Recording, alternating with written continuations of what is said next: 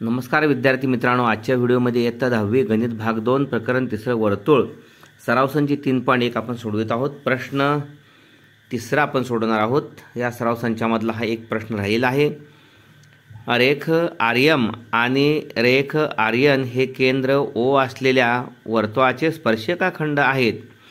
तर रेख OR हा कोन MRN आणि कोन MON यांचा कोन दुभाजक आहे हे दाखवा। यासाठी आपल्याला हे जे दोन त्रिकोण आहेत OMR आणि ONR हे दोन त्रिकोण एकरूप दाखवायचे आहेत।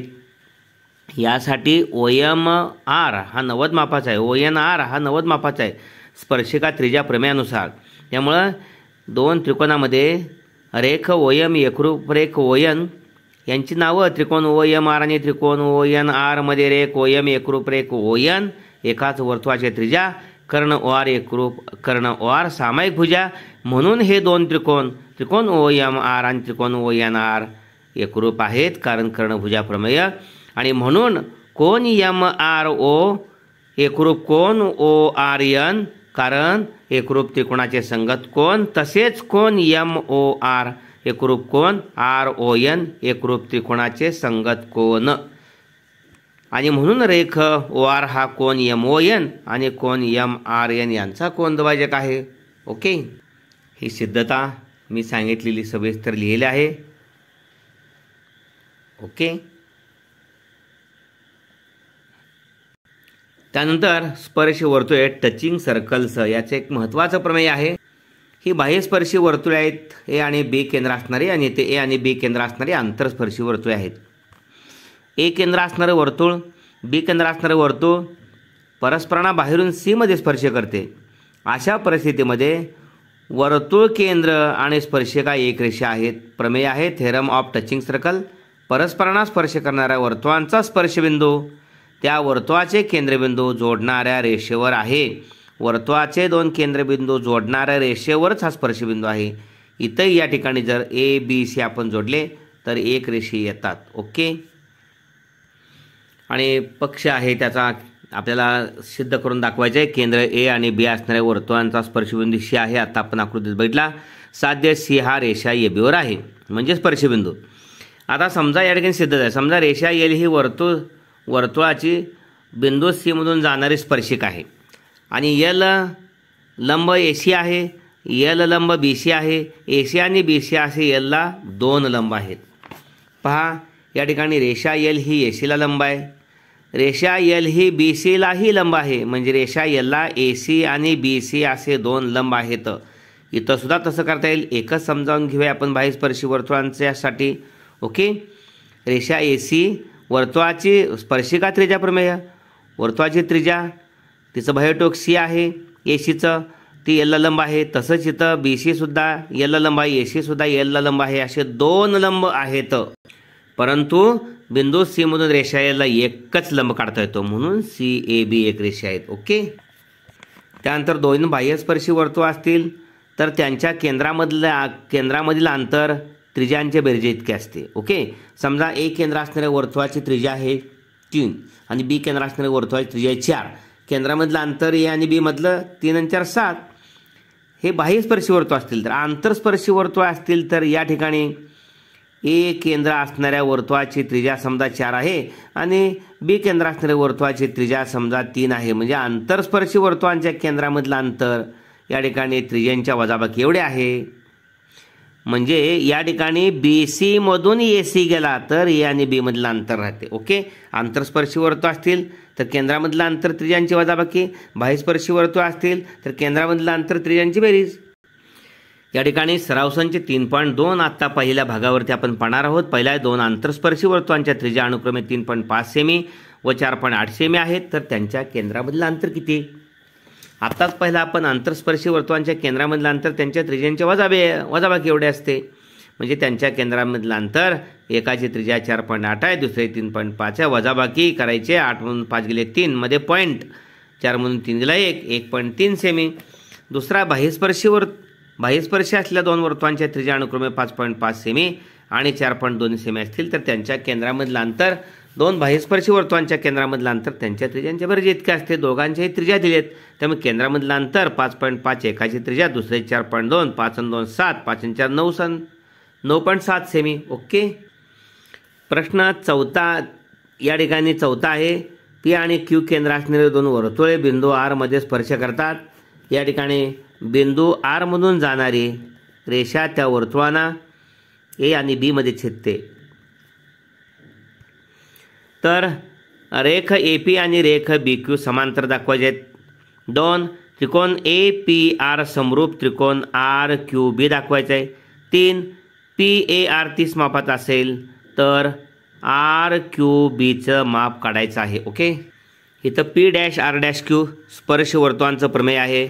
म्हणजे पी आर क्यू वर्तुळांचा केंद्र बिंदू जोडला तर आपण स्पर्शबिंदू त्यातून जातो किंवा स्पर्शबिंदूतून जातं तो केंद्राला जोडणारी रेषा म्हणजे पी आर क्यू हे एक रेषा आहेत. स्पर्शबिंदू आणि दोन वर्तुळ केंद्र एकरेषीय आहेत आणि म्हणून या ठिकाणी रेख पी ए एकरूप रेख पी आर. त्रिकोण पी ए आरमध्ये त्रिकोण पी ए आरमध्ये रेख पी ए एकरूप रेख पी आर एकाच वर्तुळाच्या त्रिज्या म्हणजेच या ठिकाणी कोन पी ए आर हा कोन पी ए आर आणि पी आर हे दोन कोन एकरूप आहेत. कारण समद्विभुज त्रिकोणाचा गुणधर्म आहे. समद्विभुज त्रिकोणाचे प्रमेय आहे. एकरूप भुजासमोरील कोन एकरूप असतात. त्याच पद्धतीने इथं क्यू आर बी मध्ये लिहिले. क्यू आर बी मध्ये सुद्धा रेख क्यू आर एकरूप रेख क्यू बी कारण एकाच वर्तुळाच्या त्रिज्या म्हणून या ठिकाणी कोन क्यू आर बी आणि कोन क्यू बी आर एकरूप आहेत. समद्विभुज त्रिकोणाचे प्रमेय. परंतु कोन पी आर ए आणि कोन क्यू आर बी हे विरुद्ध कोण आहेत. हे एकरूप आहेत आणि ह्याला 3 म्हटलं आणि वरती आपण 2 विधान लिहिले. इथं एक विधान हे 2 1 2 3 वरून या ठिकाणी पहा हा पी आर ए आणि क्यू आर बी विरुद्ध कोण आहेत म्हणून हे एकरूप असतील तर कोन पी ए आर एकरूप कोन Q B R. P A R आणि Q B R P A R आणि क्यू बी आर एकरूप आहेत. परंतु ए पी आणि बी क्यू यांच्या छेदिका ए बीमुळे तयार होणारे हे युद्धक्रम कोन आहेत आणि म्हणून या ठिकाणी हे दोन युद्धक्रम कोन आहेत. ए आर बी एकरेषीय आहेत म्हणून रेख ए पी समांतर रेख बी क्यू समांतर रेषांची युद्धक्रम कोन कसोटी हे युद्धक्रम कोन एकरूप आहेत. ओके. आता हे दोन त्रिकोण समरूप दाखवा सांगितलेत. ए पी आर समरूप त्रिकोण आर क्यू बी दाखवा म्हटलेलं आहे. आता या दोन त्रिकोणामध्ये कोन पी ए आर एकरूप कोन पी ए आर हा कोन या ठिकाणी पी ए आर आणि क्यू आर बी हा कोन एकरूप आहे. ओके. या कोणाला हा कोन एकरूप आहे. याशिवाय कोन पी आर ए या कोणाला या ठिकाणी कोन आहे R Q B R. Okay. पुन्हा एकदा पहा पी ए आर या कोणाला हा कोन क्यू आर बी एकरूप आहे आणि पी आर ए या कोणाला क्यू बी आर एकरूप आहेत. इथं स्पष्टीकरण आपण 1 आणि 3 वरून दिलेलं आहे. 2 आणि 3 वरून दिलेलं आहे. याला आपण 1 म्हटलेला 2 म्हटलेला 3 म्हटलेला त्यावरून लक्षात येईल तुमच्या. म्हणून हे दोन त्रिकोण ए पी आर आणि हा त्रिकोण आर क्यू बी समरूप आहेत. कोको समरूपता कसोटी. आता कोन पी ए आर 35 दिला आहे म्हणजे कोन पी ए आर 35 आहे त्यामुळं पी आर ए सुद्धा 35 आहे. क्यू आर बी सुद्धा 35 आहे. क्यू बी आर सुद्धा 35 आहे. साहजिकच या ठिकाणी विचारलेला आहे तिघही 35 मापाचे आहेत म्हणून त्रिकोण क्यू आर बी मध्ये तिघांची बेरीज 180 आहे. हे तिघं कोण आहेत क्यू आर बी. त्यानंतर बी मध्ये ठेवा कोन क्यू बी आर. त्यानंतर क्यू मध्ये ठेवा आर क्यू बी. तिघांची बेरीज 180. त्रिकोणाचे 3 कोन हे दोघं 35 आहेत. आर क्यू बी काढायचं आहे बरोबर 180. 35 70 पलीकडे गेले 180 70 गेले 110 कोन आर क्यू बी बरोबर 110. Okay. Practice set number 3.1 question number 3 segment RM and segment RN are tangent segment of a circle with center O. Prove that the segment OR bisects angle MRN as well as MON. Okay, in triangle OMR, angle OMR is equal to 90 degree. Here again see, in triangle RMO and in triangle RNO, angle RMO is equal to angle RNO is equal to 90 degree. Tangent theorem, hypotenuse OR congruent hypotenuse OR common side. Okay, and side OM congruent side ON, radius of the same circle. Therefore triangle ORMO congruent triangle RNO, hypotenuse side theorem. Okay, therefore here angle MRO congruent angle MRO, angle MRO congruent angle ORN. Similarly angle MOR congruent angle NOR or RON, corresponding angles of congruent triangle.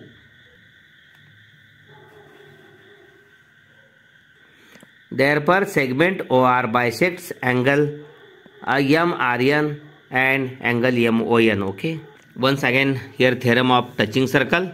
Theorem is that if two circles touch each other, their point of contact lies on the line joining their center. L is a tangent, C is a touching point common for center A circle, for center B circle. Okay, here point A, point C and point B are collinear points. Okay, also here this is externally touching circle and this is internally touching circles. Okay, remember this, very important. The point of contact of the touching circles lies on the line joining their centers. Second, if the circles touch each other externally, distance between their centers is equal to the sum of their radii. Okay, this is very important property. Then third, the distance between the centers of the circles touching internally is equal to the difference of their radii. Then practice set number 3.2. Problem number first, two circles having radii 3.5 cm and 4.8 cm touch each other internally. Find the distance between their centers. Just we have seen here the distance between the centers of the circles touching internally is equal to the difference of the radii. Okay, here the difference of radii 4.8 minus 3.5, 1.3 cm. Okay, distance between their centers, this is suppose R2 4.8 cm, here R1 3.5 cm, R2 minus I1, that means 4.8 minus 3.5 is equal to 1.3 cm. Okay, the distance between the centers is 1.3 cm. Then second example, two circles of radii 5.5 cm and 4.2 cm touch each other externally. Find the distance between their centers. Just we have seen here, if the circles touch each other externally, distance between their centers equal to the sum of their radii. Here sum of the radii 5.5 plus 4.2 is equal to 5 plus 2 7, 5 plus 4 9, 9.7. Okay, let the radii of the two circles respectively R1, this is R1 5.5 cm and R2 is 4.2 cm. The distance between their centers of 5.5 plus 4.2 is equal to 9.7 cm. Okay, fourth question. In figure, the circles with center P and Q touch each other at point R. A line passing through R meets the circles at A and at B respectively. Prove that segment AP parallel segment BQ. Then triangle second, the triangle APR similar triangle RQB. In last third, find angle RQB if angle PAR is equal to 50 degree. 35 degree. Here P dash R dash Q by theorem of touching circles in triangle PAR, segment PA congruent segment PR, radius of the same circle. Okay. Then angle PAR congruent angle PRA, here isosceles triangle theorem. Similarly in triangle RQB, here segment QR is congruent segment QB, here also radius of the same circles are here. Therefore angle QRB congruent angle QBR, isosceles triangle theorem. Okay. Then angle ARP congruent angle QRB, vertically opposite angles here written. Okay. This is first, this is second, this is third, from 1, 2 and 3. Here angle PRA congruent angle QRB, vertically opposite angles. Therefore angle PAR is equal to angle QBR. Okay. Therefore segment AP parallel segment BQ. Alternate angles test for parallel lines. Triangle in triangle APR and in triangle RQB, here angle PAR given 35 degree. PAR congruent QRB also 35 degree. This 35 degree, this 35 degree, this 35 degree, this 35 degree. Okay, here written. Then angle in triangle QRB, the three angles, the sum of three angles is equal to 180 degree. Okay.